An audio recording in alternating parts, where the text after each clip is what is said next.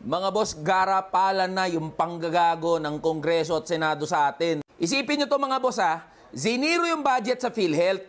Sabi kasi ni Senadora Grace Poe ng Senate Committee on Finance, kailangan daw kasi pondohan yung ibang proyekto at programa ng gobyerno. Wala naman sanang problema yan eh. Ganyan naman talaga ang realidad ng pagbabudget. Pero putang ina nyo naman mga senador at mga congressman, lalong-lalo ka na Martin Romualdez. Ziniro nyo yung budget ng PhilHealth para pondohan kuno yung ibang mga proyekto at programa. Tapos mababalitaan namin, nilagay nyo, binalik nyo yung 26 billion pesos na pondo ng AKAP. Alam naman naming lahat na gagamitin nyo yung ayuda para sa Kapos ang Kita program para sa 2025 elections. Sige nga, sino ang may access at sino ang may say sa pamimigay ng AKAP program?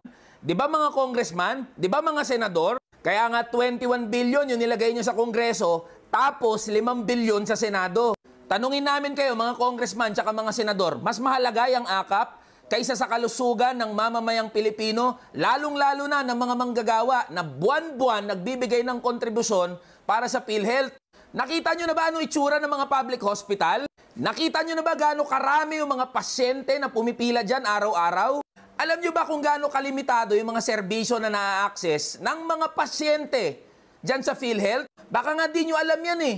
Sure kami, hindi nyo alam yan. Kaya nga yan ang ginawa nyo. Prioritize nyo yung proyekto nyo kaysa ponduhan yung PhilHealth. Tapos ano nga asahan namin pag nagkandaletse-letse yung kalusugan namin? Guarantee letter mula sa mga opisina nyo? Kayo na naman yung superhero? Kayo na naman yung mababait? Putang ina nyo pala eh. Gusto nyo na naman na magkaroon kami ng utang na loob sa inyo.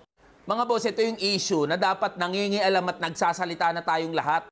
Buhay at kamatayan, nating ordinaryong Pilipino, nating mga manggagawang pinag-uusapan dito. Huwag tayong pumayag, nagaguhin ng mga congressman tsaka ng mga senador, ni na Martin Romualdez, ni na Grace Poe, at lahat ng kabilang dyan sa BICAM Committee. Singilin natin yung mga yan, kalampagin natin yung mga yan, lalong-lalo na karamihan sa mga senador at congressman na yan, nagpapabango kasi tatakbo uli yan sa 2025. Ibalik nyo ang pondo ng PhilHealth, huwag nyong nakawin ang pera namin.